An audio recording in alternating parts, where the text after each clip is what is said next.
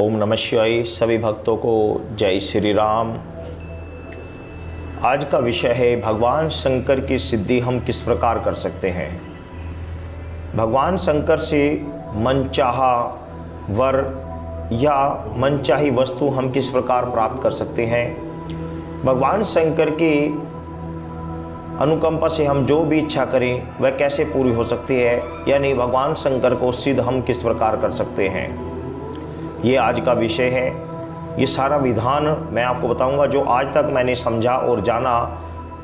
20-25 साल मुझे इस मंदिर में सेवा करते हो गए और आज तक जो मुझे प्राप्त हुआ या आज तक मैंने जो भगवान शंकर की अनुकंपा से प्राप्त किया, जो जाना, वह सब आपके सामने मैं स्पष्ट रूप से बताऊंगा। आप सभी मेरे साथ इस वीडियो में बने रहें। मैं शिवनाथ आपका अपने इस चैनल में स्वागत करता हूं। भगवान शंकर जिस समय सर्वत्र केवल अंधकार ही अंधकार था, ये मैं एक कथा पहले आपको बता देता हूँ कि भगवान शंकर किस प्रकार प्रकट हुए, किस प्रकार उनका प्रकाश्य हुआ और कैसे वो आए। तो ये कथा इस प्रकार है। उस समय न कोई चंद्रमा था, न कोई नक्षत्र था, न ग्रह था और इनका कुछ भी पता नहीं होता था। न दिन होता था, न रात होती थी, न अग्नि थी, न पृथ्वी था, न जल था और वायु की भी कोई सत्ता नहीं थी। उसी समय एकमात्र सत्य ब्रह्मा अर्थात सदा शिव की ही सत्ता विद्यमान थी, जो अनादि चिन्मय कही जाती है। उन्हीं भगवान सदा शिव को वेद पुराण और उपनिषद तथा संत महात्मा आदि ईश्वर तथा सर्वलोक में ईश्वर कहते हैं। एक बार शिव के मन में सृष्टि रचने की इच्छा उत्पन्न हुई। उन्होंने सोचा कि मैं एक से अनेक हो जाऊं। यह विचार आते ही सबसे पहले परमेश्वर शिव ने अपनी पराशक्ति अंबिका को प्रकट किया तथा उनसे कहा कि हमें सृष्टि के लिए किसी दूसरे पुरुष का सर्जन करना चाहिए, जिसके कंधे पर हम सृष्टि का भार यानी संचार का महान भार रखकर और हम आनंद पूर्वक विचरण कर सके। ऐसा निश्चय करके शक्ति सहित परमेश्वर ने शिव ने अपने वाम अंग से के 10वें भाग से अमृत को मल दिया और वहां से तत्काल एक दिव्य पुरुष प्रकट हुआ। उसका सौंदर्य बड़ा ही अतुलनीय था तथा उसमें सद्गुण की बड़ी ही प्रधानता थी। वे परम शांत अथय सागर की तरह गंभीर था। रेशमी पीतांबर से उसके अंग बड़ी सुशोभित हो रहे थे, यानी उन्हें पीतांबर पहना हुआ था। उनके 4 हाथ थे जिनमें शंख चक्र गदा पद्मा सुशोभित हो रहे थे। उस दिव्य पुरुष ने भगवान शिव को प्रणाम करके कहा कि हे भगवान, मेरा नाम निश्चित कीजिए और मेरा काम भी बताइए। उसकी बात को सुनकर भगवान शंकर ने मुस्कुरा कर कहा कि हे वत्स, व्यापक होने के कारण तुम्हारा नाम विष्णु होगा, अतः सृष्टि का पालन करना तुम्हारा कार्य होगा और इस समय तुम उत्तम तप करो। वहां पर भगवान विष्णु को तप करने के लिए कहा। भगवान शिव का आदेश प्राप्त कर श्री विष्णु कठोर तपस्या के लिए प्रयुक्त हुए, अर्थात भगवान विष्णु ने कठोर तपस्या करने लगे। उस तपस्या के परिश्रम स्वरूप उनके अंगों से जल धाराएं निकलने लगी, जिससे सूना आकाश भर गया। अतः उन्होंने थककर उसी जल में शयन किया। जब वो थक गए तो उसमें शयन किया और जल अर्थात नार में शयन करने के कारण ही उनको नारायण कहा गया। जल यानी नार, जल को नार बोलते हैं और उसमें शयन करने के कारण नारायण उनको कहा गया। तदंतर सोए हुए नारायण की नाभि से एक उत्तम कमल प्रकट हुआ और इसी समय भगवान शिव ने अपने दाहिने अंग से चतुर्मुख ब्रह्मा को प्रकट करके उसे कमल पर डाल दिया। महेश्वर की माया से मोहित हो जाने के कारण बहुत दिनों तक ब्रह्मा जी उस कमल की नाल में भ्रमण करते रहे, किंतु उन्हें अपने उत्पत्ति यानी किसने उन्हें प्रकट किया इसका उन्हें कोई पता नहीं लगा। तब आकाशवाणी द्वारा तप का आदेश मिलने पर ब्रह्मा ने अपने जन्मदाता के दर्शनार्थ 12 वर्षों तक कठोर तपस्या उस नाल के अंदर ही की। तत्पश्चात उनके सम्मुख भगवान विष्णु प्रकट हुए। परमेश्वर शिव की लीला से उस समय वहाँ श्री विष्णु और ब्रह्मा जी के बीच विवाद छिड़ गया। सहसा उन दोनों के मध्य एक दिव्य अग्नि स्तंभ प्रकट हुआ। अतः थक कर भगवान विष्णु ने प्रार्थना की कि प्रभु, हम आपके स्वरूप को नहीं जानते, आप जो कोई भी हो हमें दर्शन दीजिए। भगवान विष्णु की स्तुति सुनकर महेश्वर सहसा प्रकट हो गए और बोले कि सुरश्रेष्ठ गण, मैं तुम दोनों के तप और भक्ति से भली भांति संतुष्ट हूँ। हे ब्रह्मांड, तुम मेरी आज्ञा से जगत की सृष्टि करो। हे वत्स विष्णु, तुम इस चराचर जगत का पालन करो। तदंतर परमेश्वर शिव ने अपने हृदय भाग से रुद्र को प्रकट किया और उन्हें संहार का दायित्व सौंपकर वहीं अंतर ध्यान हो गए। अब आप सोच रहे होंगे कि ये कथा हमें क्यों सुनाई गई। हमें तो भगवान शंकर की सिद्धि के लिए ये वीडियो देख रहे थे, परंतु ये कथा बीच में कहाँ से आ गई। इस कथा को सुनाने का मेरा जो उद्देश्य है वो ये था कि भगवान शिव और शंकर में क्या भेद है, मैं आपको ये बताना चाह रहा था। भगवान शिव निराकार ज्योति हैं, जिसके ब्रह्मा विष्णु महेश यानी भगवान शंकर जो साकार रूप है, ये उस निराकार शिव के तीनों साकार रूप हैं। निराकार यानी कि ये शिवलिंग जो निराकार के रूप में प्रतीक एक चिन्ह के यानी प्रतीक के रूप में पूजा जाता है। ये शिवलिंग का अर्थ होता है प्रतीक यानी कि कोई चिन्ह। लिंग यानी कि कोई चिन्ह। लिंग को आप गलत मत समझिए, लिंग का अर्थ होता है चिन्ह यानी कि कोई चिन्ह, यानी कि शिव का कोई चिन्ह जिस पर हम शिव को पूज सके। शिव निराकार है, उसका कोई आकार नहीं होता। बहुत से व्यक्ति कहते हैं कि शिव और शंकर में क्या अंतर होता है, तो शिव और शंकर में ये आकार अंतर होता है। शिव निराकार होता है और शंकर साकार होता है, यानी कि महेश्वर या महामूर्तिजय यानी सदाशिव। तो भगवान शंकर का जो ये साकार प्रतिभा हमें दिखाई दे रहा है, ये इनका कार्य होता है संहार करना। इनका जो मुख्य अस्त्र है वह संहार करना है। किसी भी जो जन्मा है उसका अंत अवश्य होना है। भगवान शंकर ज़्यादातर तपस्या में लीन रहते हैं, समाधि में लीन रहते हैं, और जब उनका इस सृष्टि को संहार करने का समय आता है तो इसको संहार कर वो उस समय फिर समाधि में लीन हो जाते हैं। अब रही बात भगवान शंकर की सिद्धि की, तो मैं आपको बताऊं, इस कथा को कहने का तात्पर्य यह था कि निराकार जो शिव है उसकी सिद्धि करना मनुष्य के अपने सामर्थ्य से बहुत परे है। भगवान शिव की सिद्धि करना मनुष्य के वंश में है ही नहीं। भगवान शंकर की सिद्धि मनुष्य कर सकता है, परंतु शिव की आप भगवान शिव की सिद्धि नहीं कर सकते, क्योंकि ब्रह्मा विष्णु महेश स्वयं महेश्वर भी भगवान शंकर भी उस निराकार ज्योति का ध्यान करते हैं, उस निराकार तत्व का ध्यान करते हैं, उस सदा शिव का ध्यान करते हैं जो इनका मूल बिंदु है, जिसके ये साकार रूप हैं। जिस निराकार की ये साकार रूप है, ये भगवान शंकर भी भगवान शिव यानी अपने अंश उसी निर्गुण रूप का ध्यान करते हैं। ये निर्गुण और सरगुण की जो व्याख्या है जो मैं आपको बता रहा हूँ, तो कहने का तात्पर्य है कि भगवान शिव की आप साधना नहीं कर सकते, उनकी सिद्धि नहीं कर सकते। भगवान शंकर की सिद्धि कर सकते हैं। भगवान शंकर ही ब्रह्मा विष्णु महेश के बीच में प्रथम बार अग्नि स्तंभ के रूप में प्रकट हुए थे, और उसी के फलस्वरूप यह महाशिवरात्रि मनाई जाती है, जो कि भगवान शंकर प्रथम बार प्रकट हुए थे।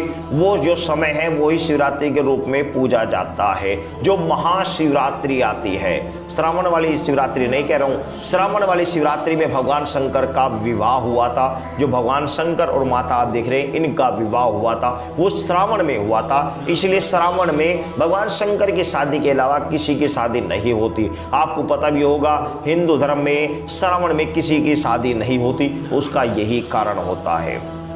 भगवान शंकर की आप सिद्धि कर सकते हैं, और वो सिद्धि किस प्रकार कर सकते हैं उसके लिए भी मैं एक छोटी सी बात आपको बता दूं। बिहार में एक विद्यानंद जी महाराज हुए, जो कि अब से 1000 वर्ष पूर्व हुए थे। यानी अब से 1000 वर्ष पूर्व जो हुए थे, और वो उस समय की बात है जब गुरु गोरखनाथ, मच्छिंद्रनाथ, झारवी राणा इत्यादि आदि महाशक्तिशाली और दिव्य पुरुष इस धरती पर विचरण किया करते थे। उनका प्रकाश्य हुआ था, वे महासिद्धों में प्रकट हुए, और महासिद्धों में उनके नाम गिने जाते हैं। 9 नाथ 84 सिद्धों में नाथों के नाम गिने जाते हैं। उसी समय ये श्री विद्यानंद जी महाराज जो कि बिहार में हुए हैं, और इनकी पिछले कई हजार वर्षों से इनके घर में भगवान शंकर का भजन होता आ रहा था, भगवान शंकर की कथा कीर्तन होता आ रहा था। पीढ़ी दर पीढ़ी इनके परिवार में लगातार भगवान शंकर का भजन कीर्तन होता आ रहा था। और इनका जो भजन होता था, यानी इनका जो कीर्तन होता था, वह इतना बढ़िया, इतना पावरफुल और इतना सुंदर होता था कि उसे देखने के लिए, उसे सुनने के लिए आकाश से देवता लोग वहां पर आया करते थे, गंधर्व लोग वहां पर आया करते थे, और वहां पर बैठकर श्री विद्यानंद जी महाराज की कथा, उनकी जो कथा किया करते थे, उनके जो वो भजन किया करते थे, उन्हें सुना करते थे।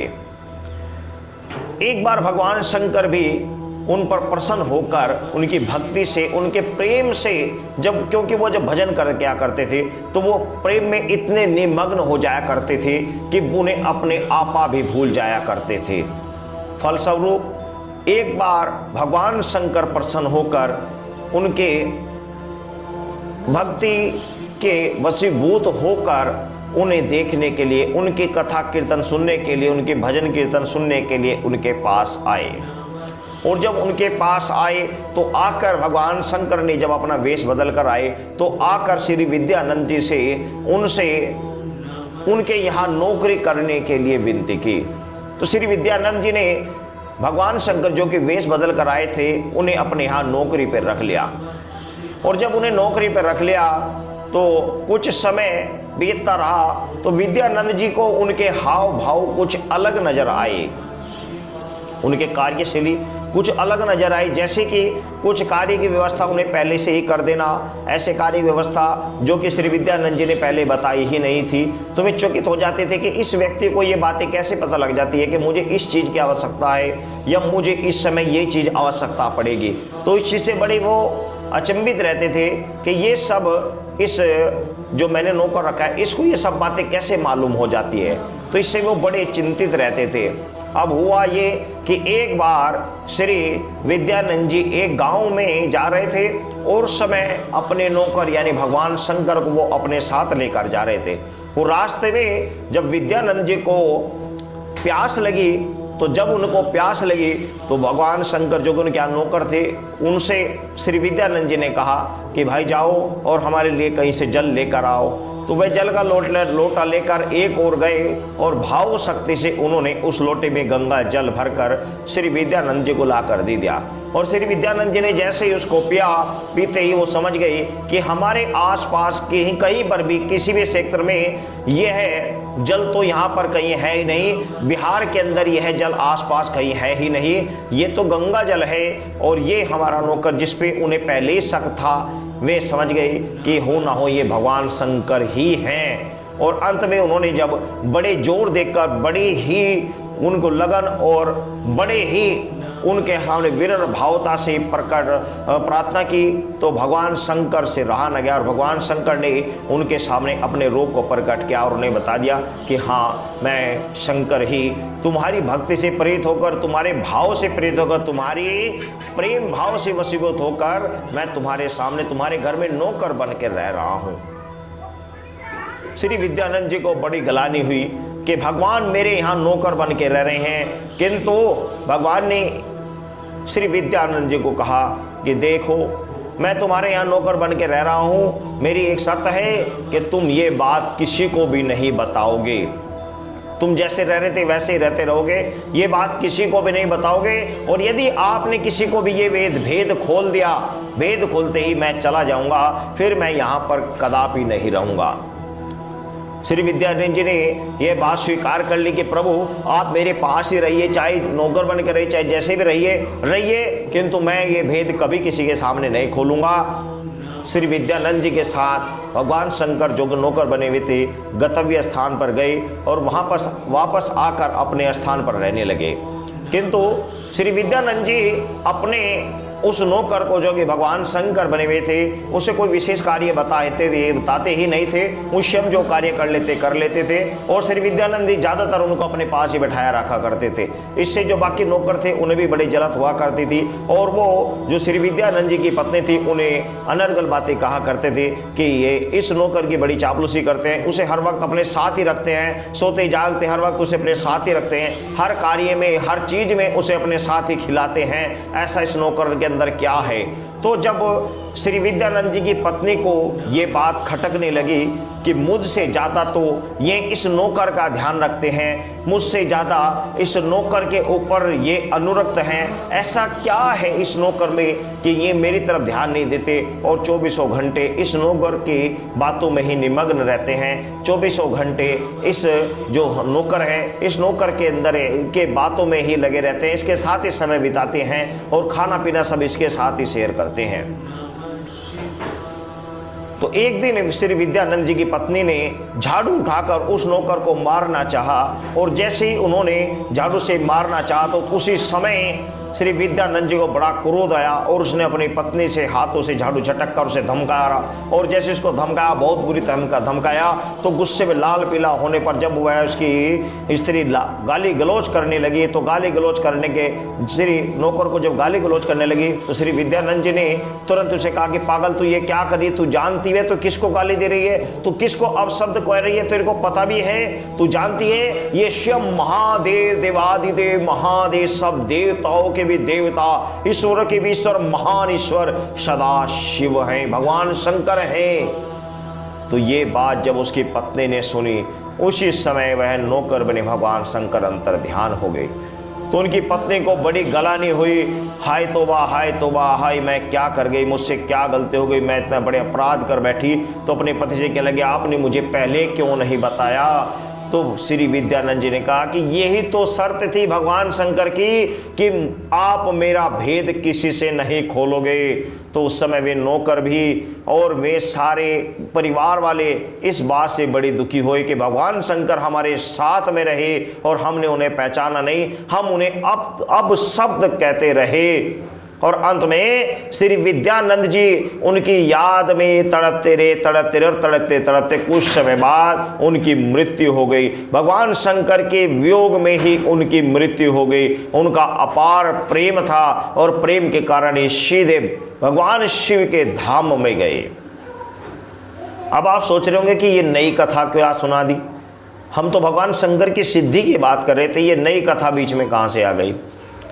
इस कथा को कहने का तात्पर्य ये था कि भगवान शंकर का जो उन्होंने प्रेम में भक्ति किया करते थे, प्रेम में कीर्तन किया करते थे, उसके फलस्वरूप ही भगवान शंकर को उन्होंने प्राप्त किया था। अब रही भगवान शंकर की बात तो भाई एक बात स्पष्ट रूप से समझ लो, भगवान शंकर देवादि देव हैं, देवताओं के भी देवता हैं। आप साधना कर एक देवता को तो प्रसन्न कर नहीं सकते, भगवान शंकर को आप सिद्धि कर सकते हो, कतई हो नहीं सकता। भगवान शंकर प्रेम के वशीभूत होते हैं, प्रेम से प्रकट होते हैं, प्रेम से ही उनकी सिद्धि होती है और इसके अलावा कोई जरिया नहीं। भगवान शंकर को यदि आप चाहें तो किसी भी स्थिति पर किसी भी, तो कहने का तात्पर्य ये है कि भगवान शंकर की सिद्धि कोई करनी इतनी आसान नहीं है। भगवान शंकर को प्रेम के वशीभूत हैं, आप उन्हें प्रेम से प्रसन्न कर सकते हैं, प्रेम से उनसे वंश वर अपनी इच्छा अनुसार वर प्राप्त कर सकते हैं, प्रेम से उनसे मनचाहा कार्य करा सकते हैं, परंतु हट के द्वारा भगवान शंकर की सिद्धि नहीं की जा सकती। आप अन्य देवताओं को हट के द्वारा अपनी हट साधना के द्वारा मनचाहे रूप से उन्हें चला सकते हो, किंतु भगवान शंकर को हट के द्वारा नहीं भक्ति के द्वारा पाया जाता है। इसी के अनुरूप मैं आपको एक बात और बता दूं कि एक समय महाप्रतापी महाबलशाली भृगुनंदन रावण जब कैलाश पर्वत पर पहुंचा, कैलाश पर्वत पर जब पहुंचने बाद उसे अपने बल पर बड़ा घमंड था और उसने कैलाश पर्वत को उठाना चाहा।